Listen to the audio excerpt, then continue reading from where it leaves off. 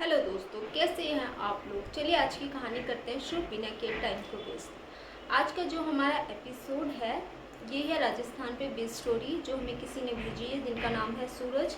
ये उन्हीं के एक फ्रेंड के साथ घटित हुआ था। जब उनके फ्रेंड ने उन्हें बताया तो उनको ऐसा लगा कि वो स्टोरी हमारे साथ शेयर करेंगे, तो उन्होंने किया। तो चलिए हम करते हैं स्टोरी को स्टार्ट बिना किए अपने टाइम को वेस्ट। तो यहाँ पे एक परिवार है जिसमें है कुछ लोग, जैसे फैमिली में हस्बैंड वाइफ और उनके 2 बच्चे। हस्बैंड बहुत अच्छा कमाते हैं। अभी अभी इन्होंने राजस्थान में शिफ्ट हुए और एक घर खरीदा है। घर भी क्या कहूँ, एक छोटी मिनी हवेली जैसा कुछ खरीदा है। और ये लोग दिल्ली से यहाँ पे शिफ्ट हुए क्योंकि जो इनके जो फैमिली का हेड है, मतलब कि जो मेल है, उन्होंने यहीं पे कुछ काम करना मतलब स्टार्ट किया। तो उनको लगा कि वहीं पे घर होना चाहिए। अब घर दिल्ली में है, वो यहाँ से अप डाउन कैसे करेंगे, तो इसीलिए उन्होंने वहीं पे एक छोटी हवेली खरीद ली। क्योंकि वो अब ख़ानदानी अमीर है, उनको पैसे की तो कोई कमी है नहीं। तो भाई जो अमीर लोग होते हैं जहाँ जाते हैं वहीं पे घर खरीद लेते हैं। उनको क्या दिक्कत है, क्यों लेंगे वो रेंट पे जब वो अपना घर खरीद सकते हैं। तो इस तरह की ही कुछ कहानी है।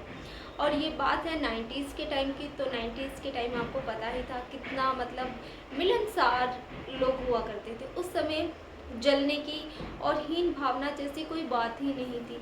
सब लोग एक दूसरे का ख्याल रखते थे, एक दूसरे का हाल चाल लेते थे। अगर 2 दिन भी कोई किसी को ना दिखे तो उसके घर चले जाते थे पूछने की, भाई आप ठीक है ना। तो इसी तरह इन्होंने जहाँ घर खरीदा था, अपने आसपास पड़ोस में सभी लोगों से बहुत अच्छी जान पहचान कर ली थी। इवन इनकी जो वाइफ थी उनकी बहुत अच्छी दोस्ती हो गई थी सभी लेडीज से। हस्बैंड की भी हो गई थी, बच्चों की भी हो गई थी, सब कुछ बहुत अच्छे से चल रहा था।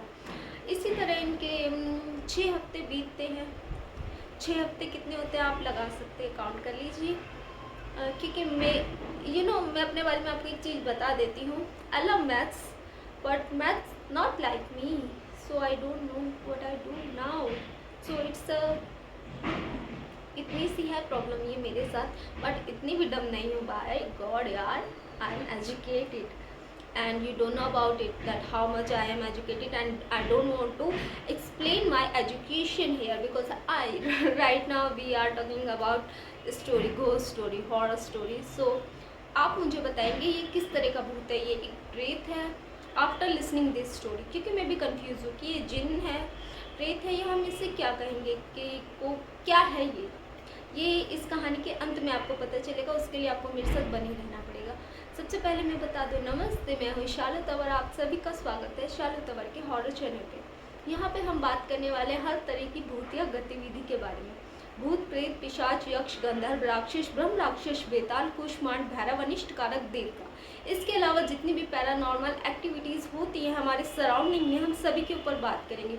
जो हमारी आंखों को दिखती है, जो हमारी आंखों से अदृश्य है, लेकिन है सब कुछ। गाइस ऐसा कुछ नहीं है, आप ऐसा मत सोचिएगा। सब कुछ एग्जिस्ट करता है यहाँ पर, बट हाँ, भगवान ने हमें एक पर्दा दे के भेजा है। कुछ चीज़ें हमें दिखती है, कुछ चीज़ें हमें नहीं दिखती।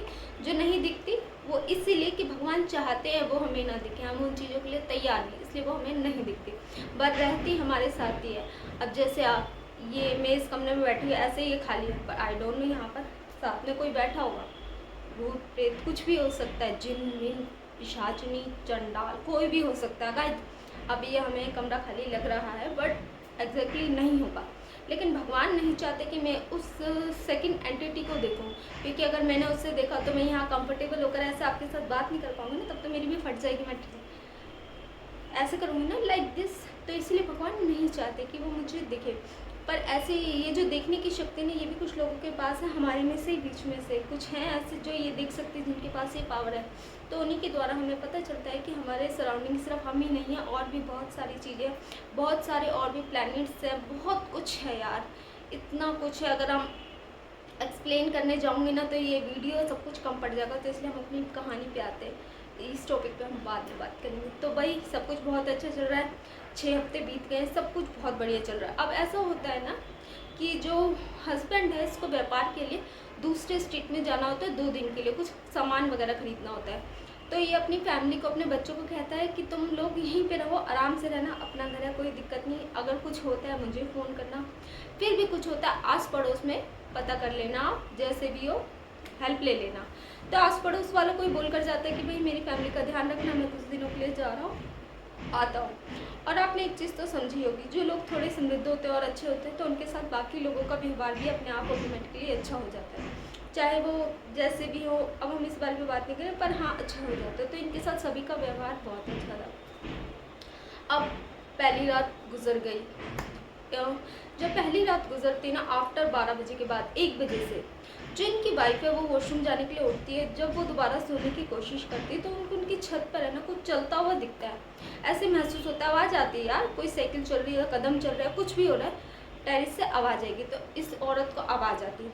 तो पहले दिन तो ये सोचती है कि ऐसे ही कोई बिल्ली बिल्ली या कुछ भी होगा, तो वो चुपचाप जाके सो जाती है। अगले दिन वो सुबह जाके देखती छत पे, साफ वाफ करती तो ऐसा कुछ भी नहीं होता, झाड़ू वाड़ू सब लगाकर चिट हो जाती है। अब आता है दूसरे दिन की रात दोबारा से, तो इसको अब पहले से ज़्यादा आभास होता है उस चीज़ का, बहुत तेज़ आवाज़ें आ रही है, सब कुछ हो रहा है, बच्चे हैं छोटे तो वो सो रहे हैं, औरत को बहुत तेज़ आवाज़ आती है। तो वो ऐसा करती है, वो क्या सोचती कि वो ऊपर जाने की तो उसकी हिम्मत नहीं होती कि मैं खुद जाकर चेक करूँ, क्योंकि वो अकेली है, बच्चों का भी ध्यान रखना है।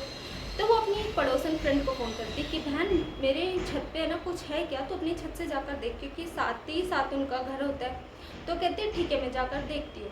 उसमें कोई प्रॉब्लम नहीं होती, क्योंकि मैंने बताया 90s का टाइम था तो लोग बहुत मिलनसार थे, सब एक दूसरे की हेल्प करना चाहते थे, ना कि आजकल के टाइम पे चंडाल लोग, बस जलन की भावना, एक इसको कैसे गिरा दे, धक्का ही मार दे, हम ही धक्का मार दे, खुद नहीं गिरी। तो ऐसे लोग हैं आजकल, पर पहले ऐसा नहीं था, पहले हेल्प करते थे। तो वो लेडी ऊपर गई, वो धीरे धीरे जब ऊपर अपनी सीढ़ियों से जाती थी तो उसे गाने की आवाज़ आई थी, और वो गाना ऐसा था ना जो उसने आज तक नहीं सुना, ऐसी धुन थी, वो इतनी सुरीली, इतनी मधुर धुन थी, बहुत खूबसूरत, मतलब मदहोश करने वाली, ऐसा कुछ चल रहा था। और आवाज़ें भी आ रही थी जैसे कोई नृत्य कर रहा हो वो छत पे, उन्हीं की। ठीक है, वो धीरे धीरे ऊपर आती है सीढ़ियों से। जब सीढ़ी का जहाँ मुहाना होता है ना, ख़त्म होने वाली होती, वहाँ पे डोली होती, क्योंकि सीढ़ी चढ़ते तो डोली लगाते हैं ना, तो वैसे लगी। तो वहाँ से वो थोड़ी सी ऊपर जाकर देखती, पूरा ऊपर नहीं पार करती सीढ़ी को, डोली से दिखती आँखों से उठाकर, तो उसकी छत पे ना कुछ धुआं धुआं दिखता है, बहुत सफ़ेद कोहरा जैसा धुआं। और वो जैसे ही ऊपर जाती है या फिर उस चीज़ को पता लगता है कि कोई उसे देख रहा है, तुरंत वो धुआं सारा समेट कर एकदम यूं होकर गायब हो जाता है। और भाई जिसने देखा था साक्षात्कार, वो भी डर जाती है, वो नीचे भाग कर जाती है, उसके घर जाती है, उसको सब कुछ बताती है। अगले दिन उसका पति आता है, पति को जब ये सारी बातें पता चलती हैं तो ऐसा होता है कि उसका पति कहता है ठीक है मैं देखता हूँ। वो किसी को बुलाते हैं, चेक वेक कराते हैं, घर में हवन वगैरह कराते हैं, जो कि उन्होंने नहीं कराया था अभी तक। फिर उन्होंने कराना पड़ता, पूजा पाठ होती है, सब कुछ होता है अच्छे से, गृह प्रवेश की पूजा, ये सब उन्होंने नहीं कराया था। इवन मंदिर की स्थापना भी नहीं की थी उन्होंने। बाद में ये सब होता है, उसके बाद से फिर सब कुछ ठीक स्मूथ चलने लगता है। उसके बाद दोबारा उस औरत को कभी ये सब चीज़ें फील नहीं होती। वो पहली और आखिरी बार थी जो उसके साथ ऐसा होता है। तो इस कहानी से हमें यही सीख मिलती है कि आप जिस भी घर को खरीदें या जिस भी नए घर में जाए, तो प्लीज़ नया हो चाहे पुराना हो चाहे आप रेंटर हो, प्लीज़ पूजा करके जाए, मंदिर को पहले स्थापित करें, उसके बाद आप प्रवेश करें। वरना इस तरह की किसी के साथ भी कोई भी गतिविधि हो सकती है, क्योंकि आजकल बहुत बुरा टाइम है। ये तो फिर भी पुराने का टाइम था, तो आपको पूजा पाठ करवा कर ही प्रवेश करना चाहिए, सबसे अच्छा। अगर वहाँ पे उस घर में नेगेटिविटी भी होगी, आसपास भी होगी, तो वो भी ख़त्म हो जाएगी। तो कैसी लगी आपको ये स्टोरी बताइएगा ज़रूर। Thank you so much for watching my video. Subscribe my channel, hit the bell icon if you like my video. और इसके साथ ही गाइस मुझे ये बताएगा इस एंटिटी को हम क्या कहेंगे, जिन प्रेत पिशाच क्या है, प्लीज़ मुझे बताइएगा। जब जिंदा रही तो मैं फिर मिलूंगी एक नई वीडियो में आपके साथ। Thank you.